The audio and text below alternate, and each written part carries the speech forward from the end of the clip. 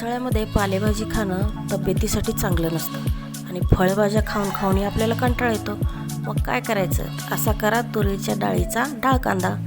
2 चमचे तेल घाला, त्याच्यामध्ये मोहरी,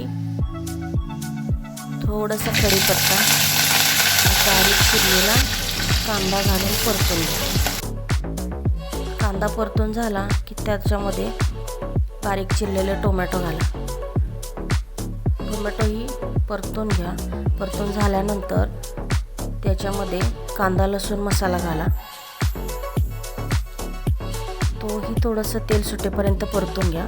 सुटल्यानंतर त्यामध्ये 4 ते 5 तास भिजवलेली तुरीची डाळ घाला. तुमच्याकडे जर वेळ कमी असेल तर तुम्ही गरम पाण्यातही तुरीची डाळ भिजवू शकता.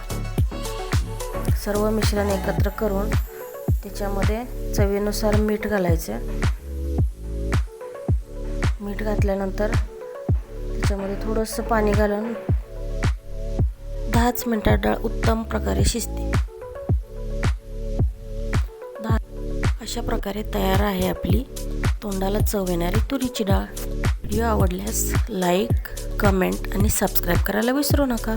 धन्यवाद.